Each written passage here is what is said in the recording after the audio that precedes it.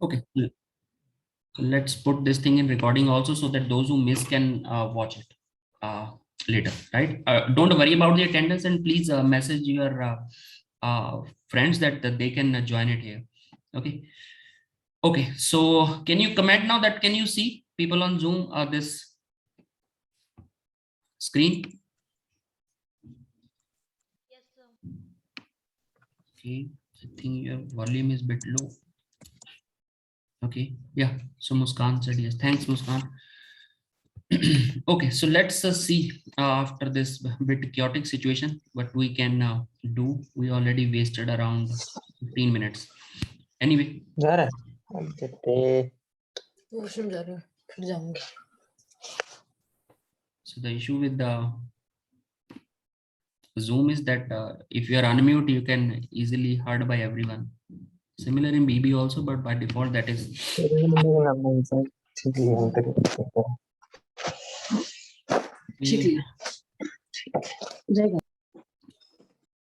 So let me mute everyone. Okay, so hope no more disturbance will happen. Okay, so last time, let me review quickly. Last time what we were doing is that we were looking at one macro state. I'll just review that thing quickly. So we were having a certain macro state defined by these parameters N, V,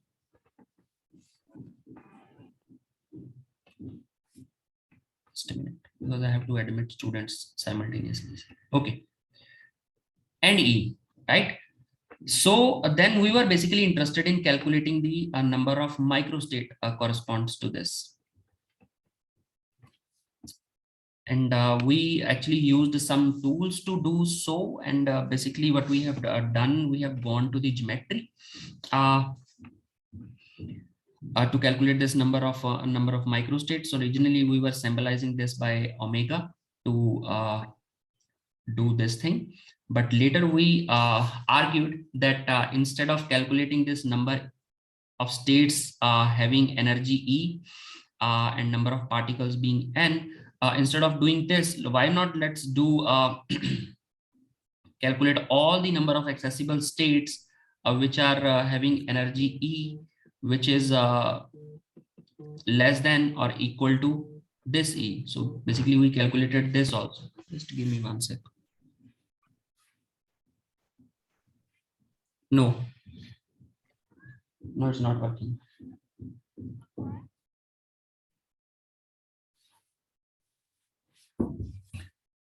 Okay.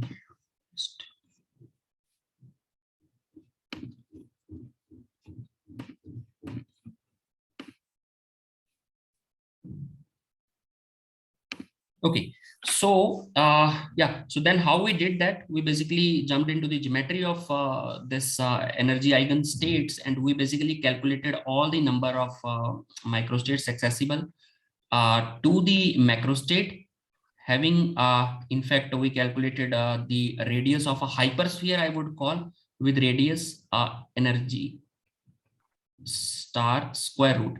This kind of thing we did, and it is still written here if you see, right? And instead of this omega, which was precisely calculating the number of microstate for this macrostate having a precise value E, but we jumped into all the microstates having energy E or less than E, right? So then instead of this omega, we basically symbolize this new due to this change by a new symbol, sigma kind of thing. It's not a summation sign, it's sigma. Okay, being shared by a number of particles N having energies E star, right?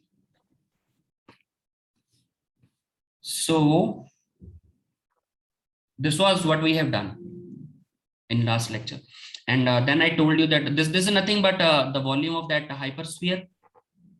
And this factor came due to the factor because we were only interested in positive octant kind of thing. There was 1/8 factor if we are talking about only one particle in three-dimensional space, but this is n particle, right? So that's why this 1/2 raised to power 3 by n factor comes. Then it was a bit straightforward than just replacing this E star by its expression in terms of E, this value. So we got this particular expression. And as I told you last time also, so if you are having the number of microstates for a given macrostate, then just taking log, and this is wrong. Do you have to put a K here also, right? So then K, this is the entropy. That's all. Okay, so this is what we did last time, and I stopped at this equation number 19, if you remember. So then after this, again, I'm not going to do, because this we did earlier also. So it's like homework for you guys to see this, that if you have the expression, let me show you. So if you have the expression for entropy, and it can be inverted to get E also, right? So because somewhere E is stuck here. So you can multiply everything, you subtract this 3nk from that S, then divide this by nk, and then take the exponential, because to cancel the log, and multiply by this extra factor, so that you only left with this E on this side, rest everything can go on other side. So this is that expression. So having the expression for entropy as well as energy, you can derive full thermodynamics, right? We saw this earlier also. So energy, these specific heats, pressures, everything can be calculated. So this is I'm not going to do, right? So this is straightforward. So, but there is one further critical point which I want to discuss here again, that this precise description of energy is again something which is not warranted here. Basically, we are more interested in a real, or maybe I would say a more physical situation would be that if you give me certain energy value for a given macro state, and you just tell me that how much variation is allowed. So you basically give me a kind of window. Okay, so that if on energy scale I have a certain specific value, which we started with, basically with this we calculated omega, then instead of this, so it can start from 0. So then we can look for all the number of microstates accessible to this macrostate given by NVE. So we calculated all those microstates. So then we symbolize that thing, or those number of microstates, by a symbol this sigma. Okay, but now I'm saying that precisely defining this is not that physical scenario, right? If you suppose maybe very crudely I would say, like if you look at uncertainty principle, for example, right? So instead of defining energy precisely, I would define a window from here to here, right? So these kind of number of microstates are actually available to me, which a given microstate can have access to. So this window is of length delta, and of course my delta is very, very low as compared to the energy value. Okay, so then if I'm looking at these number of microstates now, so these I will be symbolizing by another symbol tau. Okay, so they have their own implications, be it omega, be it sigma, or be it tau. All are basically number of microstates accessible to a given macro state, but they have physically different meaning. So this would be, I would say, more realistic or physical situation, right? So how you can jump from this sigma expression to tau expression, it's quite straightforward. So it's written somewhere here. So if you have the expression for your sigma, just see that how it varies with energy, and then just multiply that by the window factor delta. So you will get the expression for, or the number of microstates which are in this energy range, E plus minus delta E. And having the expression for sigma, which we wrote on last page, so you can very quickly see that this is nothing but 3 by 2n delta by E into sigma. This way you can calculate. Anybody has any question? So I would request not to unmute if you don't have any questions, right? Because that creates a bit disturbance. The Zoom is a bit tricky to handle. That's okay. Okay, so let's coming back. And again, as I said, so once you have the expression for your number of microstates for a given macrostate, now see, if you see delta is also appearing somewhere here, right? So it comes into the equations, but yeah, ultimately we have trick to avoid this number also, right? Because it doesn't matter. So if you are having your energy scale somewhere here, so if you have energy E here, right? So then this delta window, and if you have your energy, suppose as prescribed by your macro state is somewhere here, but you again have your window as delta of this much width. So this delta actually should not appear, right? It should be like the number of microstates should be like, or we expect that it should be independent of this delta, provided that those number of microstates are uniformly distributed everywhere. Okay, so how we can achieve that? So just using this small derivation, if you see my this log of this thing, if you just multiply this by K, this is basically entropy, look something like this. Okay, this is something which are just algebraic steps you are going to do. But under classical limits, I would say if my n is very, very large, so this log n is going to be quite low as compared to my number. And so in that scenario, I can leave this term as compared to this as a first approximation, right? Because these terms are having n in stuck in there. Okay, very simple example I would can give you. Suppose you have Avogadro number of molecules. Okay, so 10 raised to power 23. So this, if this is your n, then log n would be of the order of 10 raised to power 2. Okay, so just take log of this thing, you will have a 3 natural log of 10, so that is less than even 100. Okay, so this number is quite low as compared to 10 raised to power 23. So I can leave this thing in as comparison to these first two terms. And also, as I just said, that my delta is quite low as compared to the energy value we are interested in. So this term would also be very small as compared to these numbers. So we can get rid of these last two terms, and just this is going to simplify our expression, or I would say our approach. So my log of number of microstate approximately equal to log of sigma is going to be like this. And if you just multiply this number by K, you are going to get your entropy. So the issue here is that once you have your entropy expression, which I just told you earlier, so this is that entropy, okay, which is looking something like this. Now you can derive full thermodynamics out of it, right? So that's quite straightforward. I'm not going to get into that. So you can have all these expressions for okay. And yeah, different heat capacities, pressure, volume. Yeah, PV is equal to nRT, again straightforward. This gamma factor, ratio of heat capacities at constant volume and pressure, this is 5/3. And they are basically not different, let me tell you, even if you consider this tau, or earlier we were considering sigma. So you will get same result, no much modification is there, right? But this idea of window is quite more realistic. That's why it has been introduced. Okay, so what next I had to discuss is, yeah, so this is something I'm going to skip. It's very straightforward, that for isothermal process, basically your temperature is constant, and from ideal gas equation, this whole thing is going to be a constant. It means product PV is going to remain constant. It means for an isothermal process, your pressure is inversely proportional to your volume of the gas. This basically says if you try to compress a gas, there is a decrease in volume, so pressure is going to increase. So that's straightforward logical thing, what usually termed in literature as a Boyle's law. Okay, you studied this in your +1 or +2 thermodynamics chapter also. And yeah, so suppose we are having isothermal processes, then there can be a change in entropy which can be calculated like this. So these are straightforward calculations, not of much interest to me as of now. But these things we saw earlier also.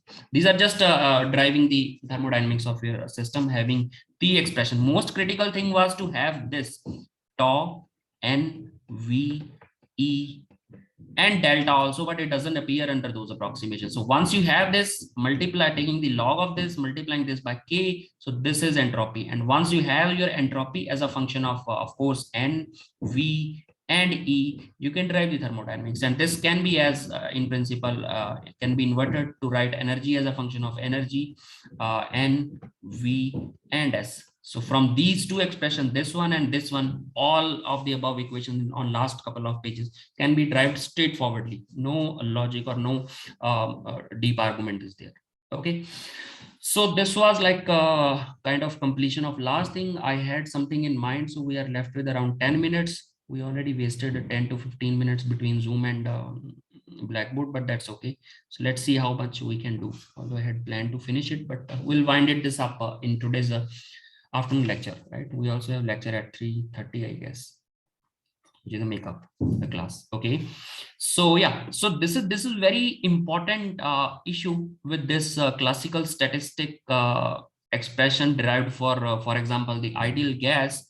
The way it was derived, it has certain issues, right? Let me try to bring that forward. And this is usually named as this entropy of mixing, or you will see there is some paradoxical situation was identified by Gibbs, although he also proposed a solution to this paradox, but not much aware about that why that solution is like that. Okay, for example, Planck's did E is equal to h nu kind of thing just to explain the black body radiation spectrum, but even Planck himself was not much aware that why he's using this approximation. Later Einstein actually addressed this issue, and then he derived what you known to is the photoelectric equations, or the energy, you can say, consist by consisted by electromagnetic radiation is basically in chunks. It's not a continuous one. So that's something similar situation is there. Gibbs proposed the solution, but not much aware that why he's doing so. But let's see what are the issues. So this we just we just saw this equation that entropy can be written like this, right? So by definition, entropy is an extensive parameter, right? So suppose you are having two parts of a system, or I would say subsystem, the entropy of one and entropy of two. If you just make a composite system, the entropy should be how I should put this, that entropy of the composite system should be sum of the entropies of its subsystems. That should be the way it is. That's the definition of basically extensive parameter. Okay, I would say that if suppose I have volume V1 for one part of the subsystem, and V2 of the V2 is the volume of the second part of my subsystem, then if I just make a composite system of these two units, right? So now my new volume should be like this. Similarly, if these guys have n1 number of particles and these guys have n2 number of particles, so my composite system would have a number of particles which should look like something like this, n1 plus n2, right?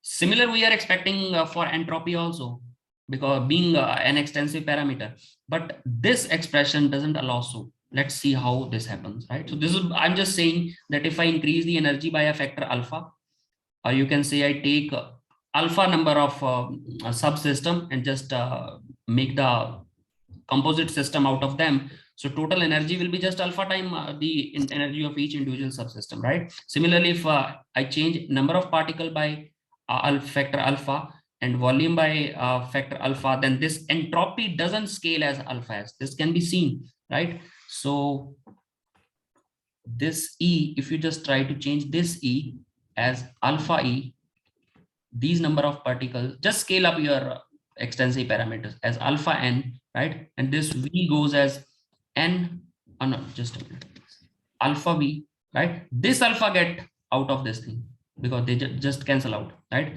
So this n will go to alpha n, and of course this alpha n will also n will go to alpha n.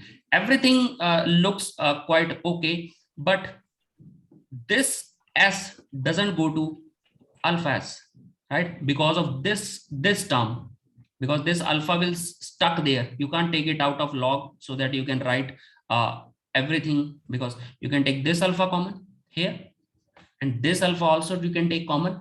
Everything is appearing is expression of s, but there is one alpha stuck there, so that won't let this thing happen. Okay, so there is issue with this thing. So suppose if I have something like maybe n somewhere here also, so then this goes to as alpha n, so then this alpha would have been canceling this alpha, then I could achieve this, but that's not the situation, right? So there is problem, there might be certain issue with this expression for entropy. So yeah, this is what I was saying. Everything is written. So what is the implication is that this situation, or why this doesn't appear to be an extensive parameter, this is what we or in literature is known as Gibbs paradox basically.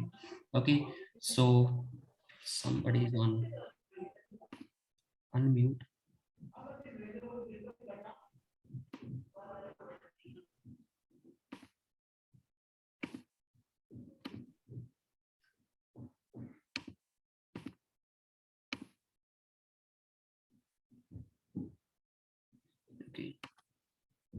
Okay, so let's come. I was just trying to mute who is so okay, just to see this thing more clearly, let's assume I have two sample of gases.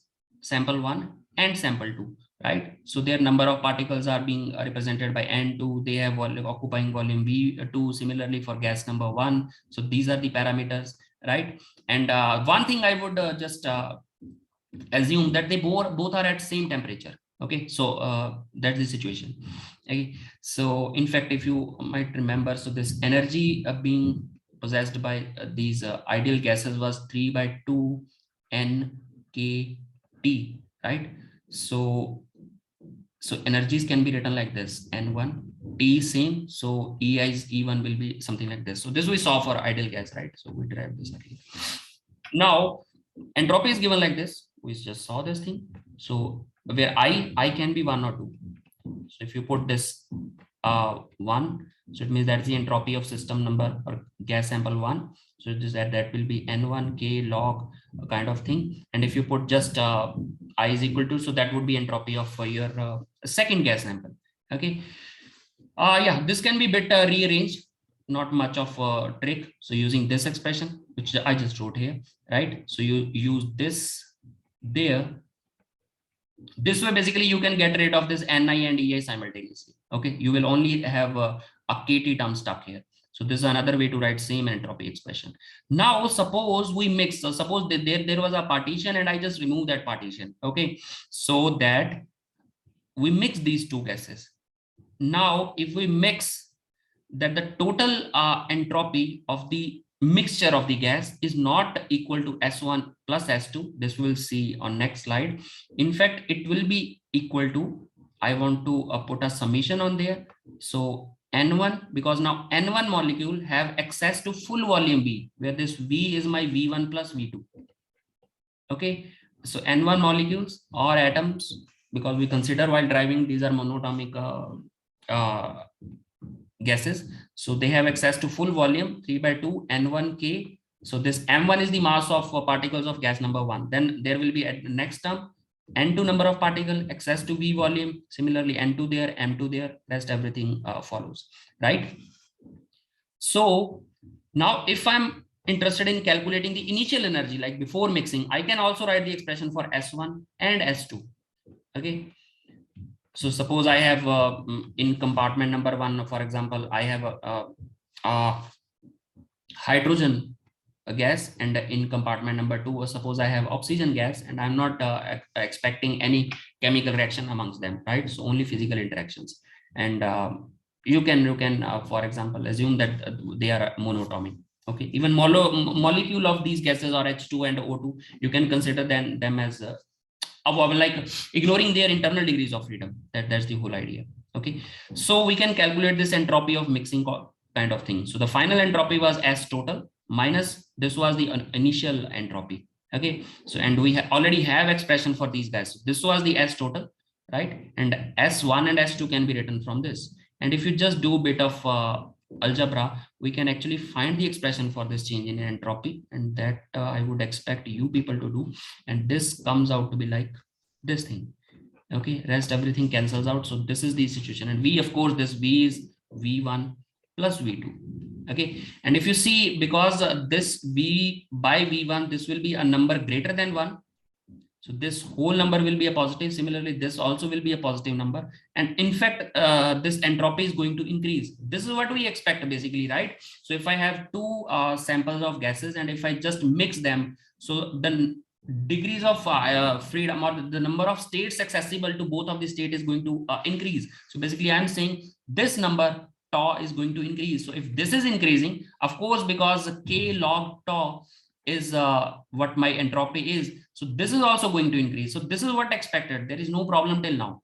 Okay, but yeah, so there is an increase in entropy, and this is irreversible. Why I'm irreversible? I'm saying this thing as irreversible, that it is not physically a possible scenario that now you want to unjumble this mixing, right? You can't do any physical process that is going to take care that these oxygen and hydrogen gases, they just get separated out.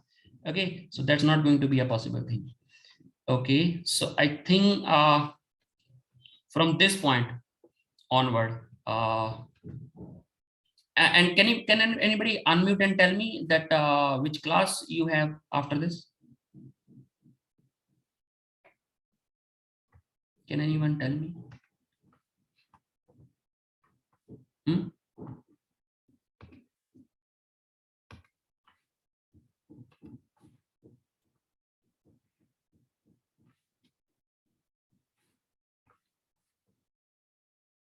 Can anybody message and tell me which class you are having next? Sir, semiconductor. Sorry? Conductor. Semiconductor device, kind of. Okay. I hope you don't face this issue in that class. Anyway, so from this point, we'll continue in the evening class at 3:30. And maybe you can also have questions. I know due to this bit chaotic situation, things may not got through, but that's okay.